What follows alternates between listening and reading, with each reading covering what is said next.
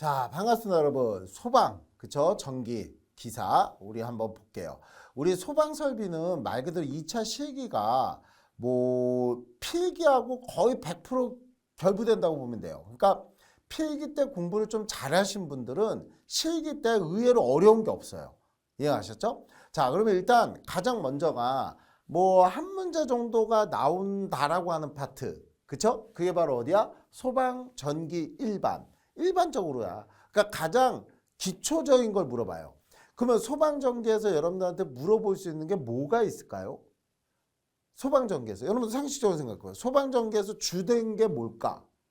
라고 생각하면 선로, 다시 해서 감지기 회로가 됐든 경종이 됐든 뭐가 울리려면 최소 전류가 얼마가 필요하지? 라는 거. 무슨 말인지 아시겠죠? 다시 얘기해서 우리가 어떤 이렇게 전원이 있어. 전원이 있으면 이 전원에 이렇게 가다 보면 우리가 이렇게 감지기도 있을 거고, 그쵸? 감지기도 있을 거고, 여기에 종단 저항이 있을 거고, 이럴 거 아니야. 그러면 얘가 평상시에 얘를 감시하는 전류는 얼마가 필요하느냐. 근데 얘가 동작할 때 전류는 얼마가 필요하느냐. 이런 거. 됐죠? 그리고 만약에 여기에 전원을 했는데, 요게 끝에까지 이게 길어. 엄청 길어.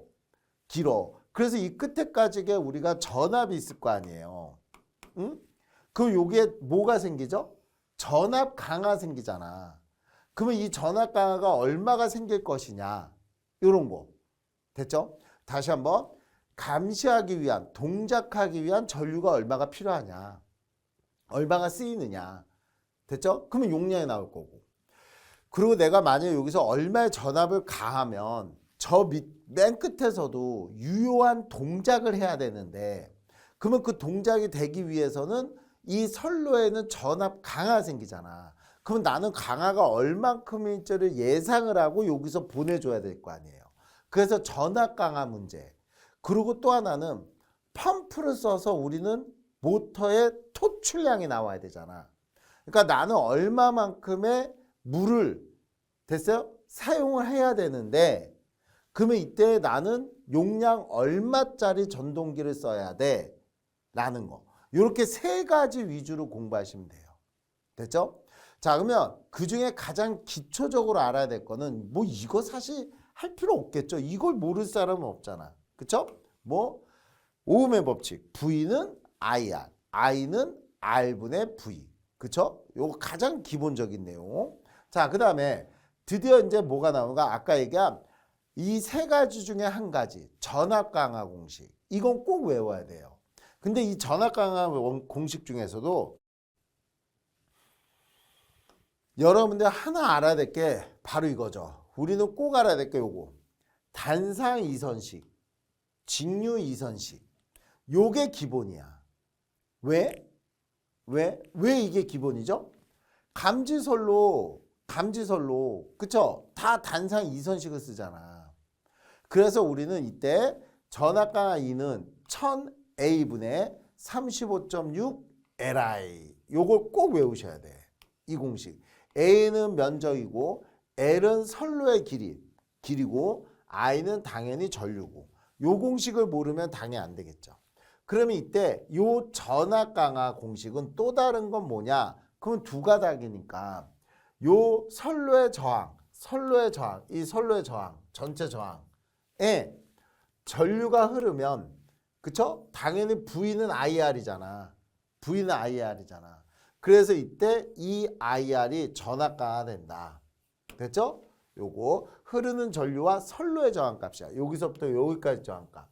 그러면 왕복으로 2배. 됐죠?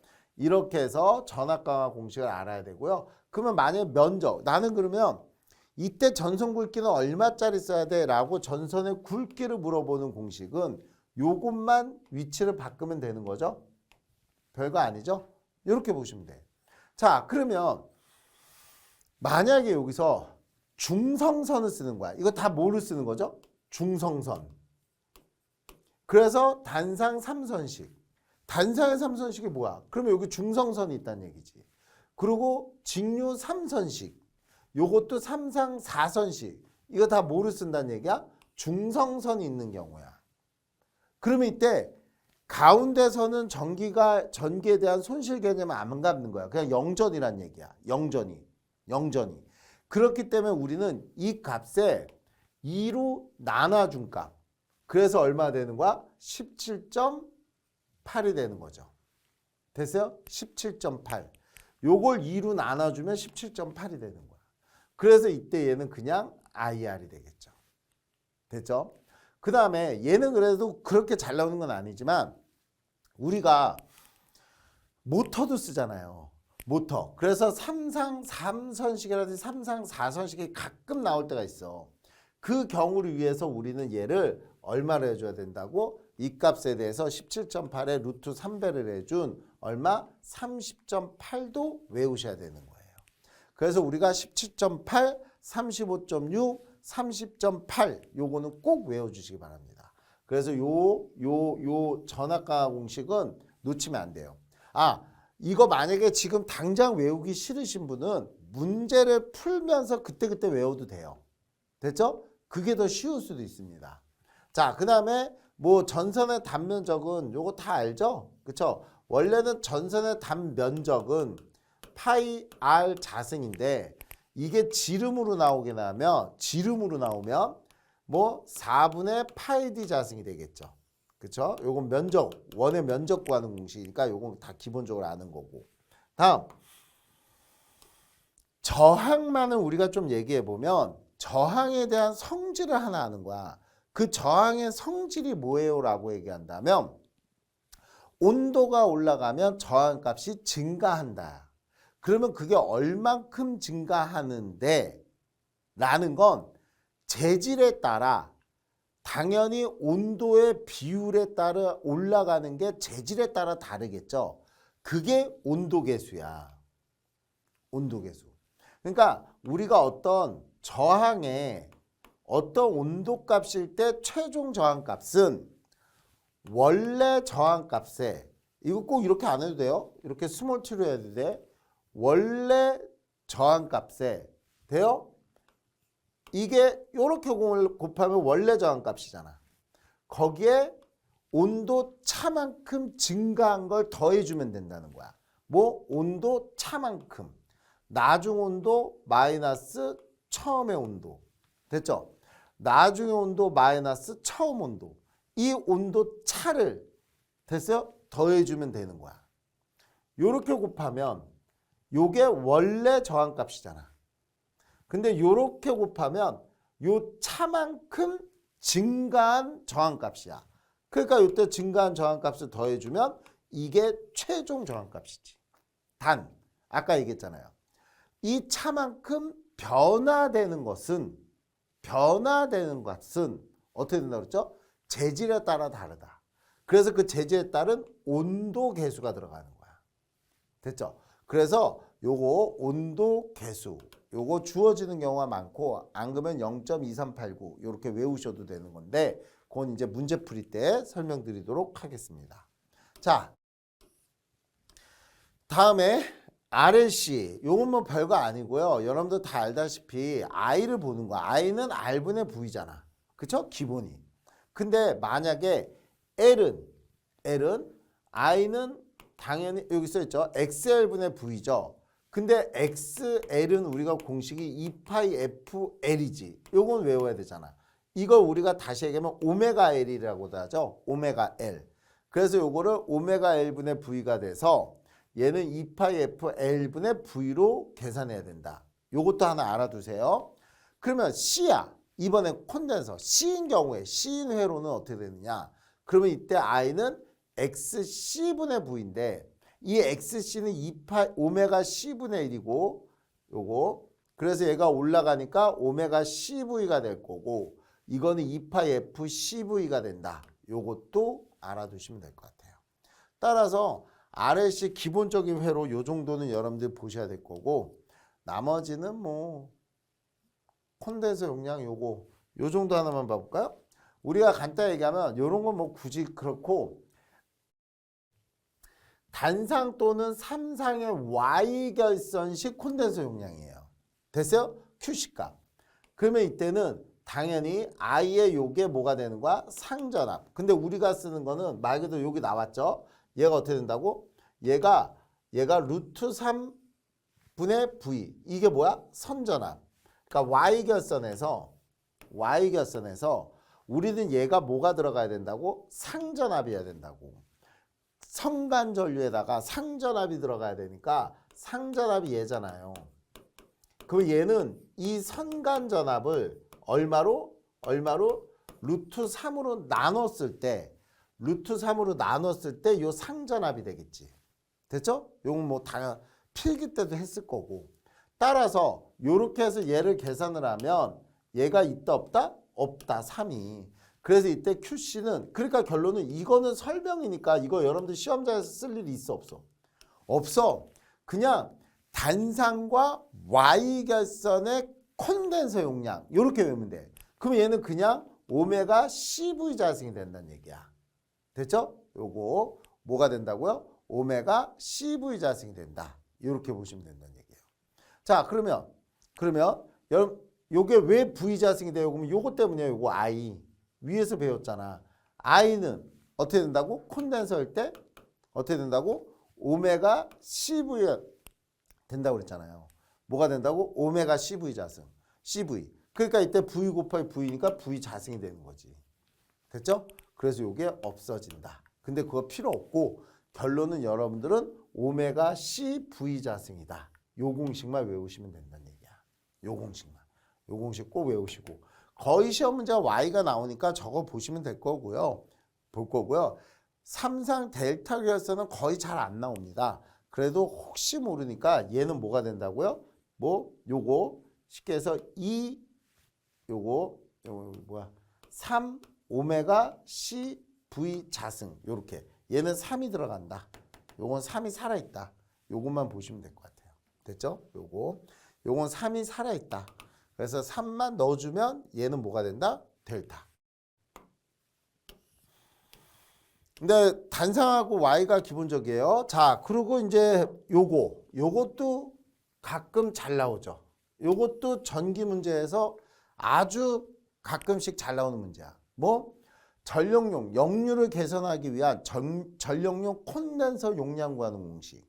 그러면 이때 얘는 뭐 QC는 P 탄젠트 세타 2 1 마이너스 탄젠트 세타 2 이렇게 계산하는 거죠. 그렇죠? 그래서 이때 중요한 건 이 탄젠트는 코사인 세타분의 사인 세타라는 걸 놓치지 마시고요. 이거 안 하셔도 돼. 요거 문제 풀 때 보세요. 됐죠? 문제 풀 때. 자, 그리고 나머지도 굳이 그렇죠? 그리고 요거는 보셔야죠. 우리가 뭐 전력에는 우리가 꼭 알아야 될 게 얘가 P상이야. P상 전력은 말 그대로 그냥 뭐가 돼요? 뭐 루트 3 VI가 P상 전력이야. 3상일 때. 그러면 우리는 여기에 대해서 뭐를 해준다고? 코사인. 그래서 코사인 해준 요게 우리는 뭐가 된다고? 요거 세타 각일 때 코사인 해준 요 부분이 유효분이 되죠. 그러니까 우리는 당연히 이 P상에다가 곱하기 다시 해서 유효는 뭐예요? P상에다가 코사인을 곱하면 그게 유효 성분이 되는 거야.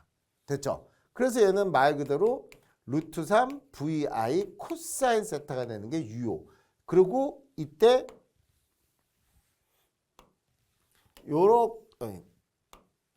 요렇게 되는 거. 요게 뭐가 되는 거죠? 사인이 되는 거죠? 그러면 이때 요 사인 성분이 뭐가 된다고? 무효. 그러면 무효는 당연히 P상에다가 여기에다가 뭐를 곱한 거라고? 사인을 곱한 거니까 이때 P상은 루트 3 VI의 사인 세타 이렇게 답이 된다는 얘기죠. 자, 그러면 여러분들은 시험장에서 무조건 이걸 체크해야 된다 이 뜻이야. 뭐를? 단위를. 그래서 단위가 얘가 뭘로 나온다고요? VA로 나오면 P상을 얘기하는 거고 우리가 다 아는 와트로 나오면 유효로 풀란 얘기야. 유효로. 근데 요건 뭐 거의 안 나오지만 뭐 스몰 VA로 나오면 얘는 무효분이다. 이렇게 보시면 되는 거예요. 그래서 단위를 꼭 보셔야 돼요. 단위. 문제 풀 때 뭐를 봐야 된다고? 단위. 그래서 단위가 제일 중요한 겁니다. 꼭. 나머지 내용은 별거 없고. 자, 그 다음에 우리가 정류 효율이 나오는데 정류 회로가 나오는데 정류 회로는 별거 아니죠. 다이오드를 이렇게 두게 되면 자, 우리가 단상 반파 회로가 이 그림이에요. 그래서 이때는 교류가 자, 요게 이렇게 교류가 이렇게 인가되면 얘가 요렇게 가는 경우에는 변압이 돼서 요렇게 전기가 가는데 다이오드가 이쪽 방향으로 흘릴 수 있다는 뜻이죠. 그래서 얘가 요렇게 일을 하고 들어오는 거야. 그러니까 이때 부하 측에는 요 저항 측에는 요러한 값이 나오는데 그 다음번에 요 파트가 되면 얘가 전기가 요렇게 흐르니까 요거를 없애기 위해서 당연히 어떻게 되는 거예요? 요렇게 전기가 흘러가겠지. 됐죠? 변압기. 그래서 우리는 요 변압을 요렇게 가는데 여기 어떻게 돼 있다는 얘기지? 막혀 있다는 얘기잖아. 그러니까 이쪽으로 전기가 흐를 수 있다 없다? 없다. 그러니까 이때 이 부분은 나타나지가 않죠. 그리고 그 다음번에 또 요것만 요렇게 나오겠지. 따라서 우리가 이렇게 단상의 다이오드를 하나를 두게 되면 우리는 전기는 요런 식으로만 나오게 된다. 돼요? 그러면 우리는 이때 이 직류의 크기를 얼마로 잡느냐라고 얘기를 한다면 얘는 교류값에 얼마만?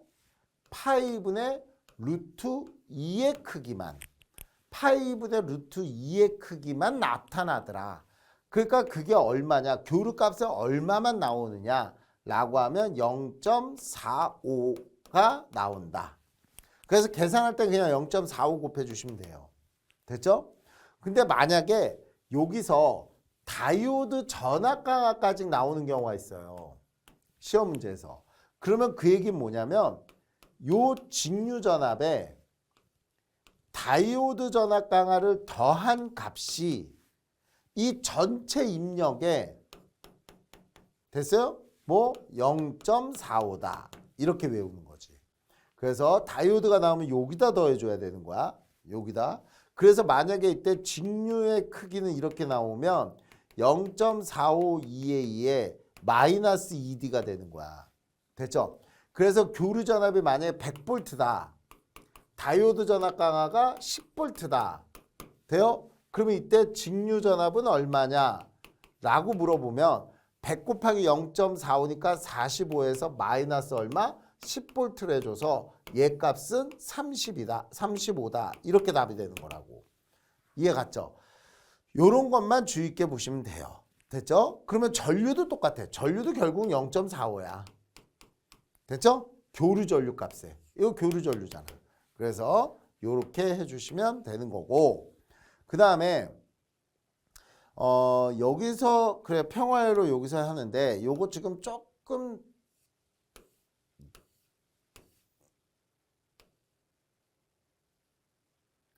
요게 순서가 그쵸? 조금 순서가 잘못됐다고도 볼 수가 있을 것 같네요. 그쵸? 왜냐면 요거 전에 우리는 얘부터 먼저 봐야 돼요. 뭐 단상 전파 브릿지 정류회로 요게 먼저 봐야지. 그쵸? 그래서 우리가 간단히 얘기하면 이 얘기입니다. 단상 전파. 그러니까 우리는 단상 전파가 이렇게 브릿지 정류회로만 있는 건 아니에요. 실제로는. 그러면 뭐예요? 그러면 원래는 요렇게 변압을 하면 다이오드를 요렇게 두 개를 쓸 수도 있어. 대신 이때 직류 전류는 요렇게 흐르는 거야. 그래서 얘가 요렇게 갈 때는 요렇게 됐어요? 그래서 요렇게 갈 때는 요렇게 회로가 되는 거죠. 그래서 이때는 요 직류 전압은 요게 교류 전압이야. 요게 교류 전압이라고. 그래서 이때 이 직류 전압은 양쪽의 전기를 다 받잖아. 여기도 받고 여기도 받고. 돼요? 그래서 아까 얘기한 파이분의 뭐요? 루트 2의 2의 2에 요게 두 개를 받잖아. 다시 해서 파형이 요렇게 나온다고. 두 배로. 됐어요? 요거는 요쪽으로. 요거는 요쪽이. 됐죠? 그래서 여기 뭐가 들어가? 2가 이렇게 들어가는 거야. 그래서 얘는 0.92A 이렇게 계산이 되는 거죠. 그래서 요게 원래 단상 전파 정류 회로가 맞아요. 이해 가셨죠? 요렇게 단 요때 차이점은 나중에 PIV, 피크 인버스 볼테이지라고 해서 역저지 전압에서 중요하게 되는데 소방에서는 그 부분을 물어보진 않으니까 아마 이 부분은 싹 없앤 거예요. 됐죠? 그러면 뭐가 들어간 거예요? 그러면 왜냐면 아까 그걸 안 쓰거든. 잘. 진짜 쓰는 건 뭐를 쓴다고? 요걸 쓰는 거예요. 단상 전파 똑같아. 얘도 봐요. 교류를 인가하면 얘가 봐. 처음에 요 파트일 때는 이렇게 갈 땐 얘가 이렇게 갈 거 아니에요. 그러면 여긴 막혔어. 막혔으니까 못 가고 얘가 일로 와. 근데 여기가 막혔어. 그쵸? 그러니까 막혔으니까 얘는 요렇게 흘러가야지. 플러스. 돼요? 그래서 이쪽으로 이렇게 흘러서 얘가 요렇게 오는데 많은 분들이 여기서 헷갈리는 거예요. 일로도 가고 일로도 가잖아요. 자, 봐. 우리는 여기서 전압강을 일으켰어. 여긴 낮은 전압이라고. 낮은 전압이 높은 전압으로 갈 수 있어? 못 가지. 여기 압력이 세다고. 그러니까 이쪽으로 못 가니까 얘가 여기서 이렇게 가고 얘보다 얘가 전압이 높다고. 여기 전압강이 있으니까. 그러니까 이쪽으로 못 가고 얘가 일로 빨려 들어가서 이렇게 전기가 가는 거죠.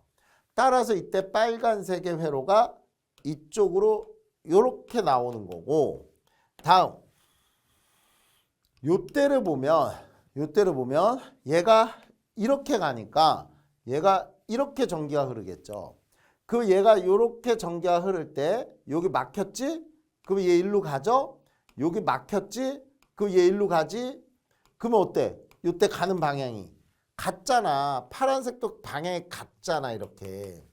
그리고 이렇게 왔을 때 어때요? 나보다 높은 데로 못 가고 나보다 높은 데로 못 가니까 이렇게 전기가 흐르지. 이게 브릿지 정류 회로라는 거야. 이게 뭐라고요? 단상 전파 브릿지 회로라는 거야. 그러면 이때는 아까 그림을 왜 보여줬냐면 아까는 이렇게 있었으면 요 절반 여기가 2A라고 돼요? 근데 여기는 이 교류 전압을 다 쓰잖아. 그래도 이때 직류에 대한 계산값은 똑같아요. 얼마라고?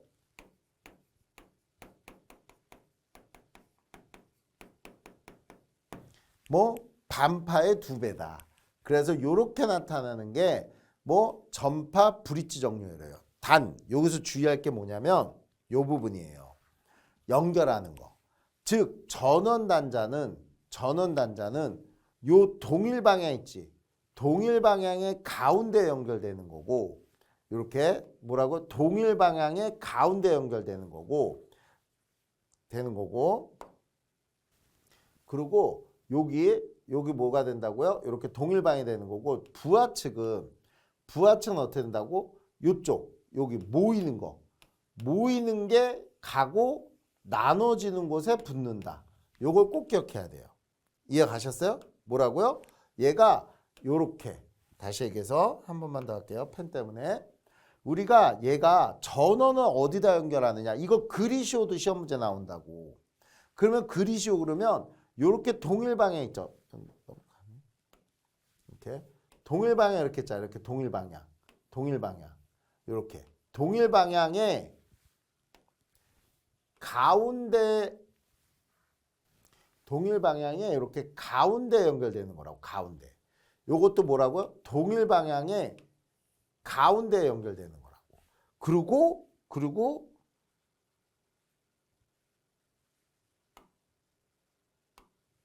그리고 아까 얘기했듯이 요렇게 모이는 게 나눠진다. 됐죠? 모이는 게 나눠진다. 이렇게 모이는 쪽이 부하로 간다. 그러면 나눠지는 쪽에 부하가 간다. 요거 그리는 법 꼭 기억하시기 바랍니다. 됐죠? 요거. 자, 그러면 이제 요렇게 해서 우리가 요렇게 파형을 그려서 설명드린 거였고, 이렇게 하는데 문제가 뭐냐면 이렇게 되면 우리는 깨끗한 직류가 돼야 안 돼? 안 된다는 얘기야. 다시 얘기해서 우리가 전기를 쓸 때 맥동분이 너무 크다는 얘기야. 어떻다고? 맥동분이 너무 크다는 얘기야. 이렇게. 그쵸? 그러면 우리가 이거를 신호회로에는 쓸 수 있을까 없을까? 못 써. 신호회로는 10, 10, 10, 10이 되기 때문에 신호회로에 못 쓴다고. 됐죠? 그래서 우리는 깨끗한 직류를 얻기 위해서 우리는 여기다 콘덴서를 달아주는 거예요. 그래서 플러스일 때 플러스, 마이너스일 때 마이너스 방향으로 하게 되면 얘가 이쪽으로 와서 충전을 하고 통과되고 있는데, 그러면 이때 이 전기가 떨어질 거 아니야. 이렇게 떨어질 거 아니야. 그러면 전기가 떨어질 때 얘는 전압이 높으니까 얘가 이쪽으로 이렇게 방전이 일어나는 거야. 됐어요? 어떻게 된다고? 이쪽으로 이렇게 방전이 일어난다고.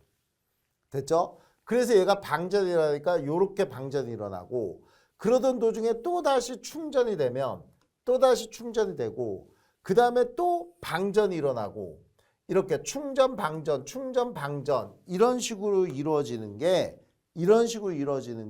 뭐라고요? 평활회로야. 그렇게 된다면 우리가 전기를 쓸 때는 이런 식으로 뛰겠죠. 그래서 깨끗한 직류, 요거 우리는 맥동불이라고 하고 다른 말로는 리플 전압이라고도 얘기하는데, 요게 작으면 작을수록 좋은 직류회로가 되는 거예요. 따라서 평활회로는 이렇게 일정한 평평한 회로를 만들기 위해서는 교류 성분, 요 리플, 됐어요? 요 리플 성분을 있는 파형을 직류 형태로 만들어주는 역할을 하므로 정류회로의 출력 부분에 캐패시턴트에서 병렬로 연결한 회로다. 요거 병렬, 요런 거. 캐패시터는 매우 빠른 속도로 충전과 방전을 반복함으로써 출력 전압의 맥류분, 요 뛰는 거 아까 이게 맥동분이라고 그랬죠? 감소시켜 직류 전압을 일정에 유지시켜주는 역할을 한다. 그때 부하장의 R을 떼어냈을 경우 콘덴서에 충전되는 전압은 시로값이 아니라 최대값이라는 얘기야. 최대값. 여기 보면 최대값. 최대값에서 충전 방전이 일어나는 거야. 그래서 우리는 이 시로값에 몇 배? 루트 2배를 한 게 최대값이라는 거죠. 됐죠? 요 정도. 자, 이렇게 해서 우리가 요렇게 정류회로까지 한번 봤고, 여기에 대해서 이제 본다면 요렇게 보셔야죠. 뭐? 우리가 아까 얘기한 최종 결론이 단상 반파는 0.4오고 맥동률 뛰는 거 걔는 1.21 다시 해서 121%며 단상 전파 회로라면 요 값의 2배야. 근데 이 뛰는 율이 48%예요. 48%. 요것도 시험 문제 나옵니다. 그러면 얘는 주파수가 말 그대로 반파니까 우리가 요게 한 주기잖아. 근데 반파면 이거 안 나오고 이것들만 나오니까 주파수는 60이 나오는데 전파인 경우에는 이게 위로 올라가니까 더블이 되는 거지. 그래서 이때 주파수는 120Hz가 나오는 거예요. 됐죠? 그래서 이때 맥동률 요거는 다 외우셔도 좋아요. 얘는 뭐라고? 단상 반파는 121%, 맥동률 아까 뛰는 율이 얘는 48%, 17%, 4%. 요거는 외워두셔도 좋을 것 같습니다. 자, 이렇게 해서 우리가 회로에 대한 부분을 여기까지 마무리 졌습니다. 수고하셨습니다.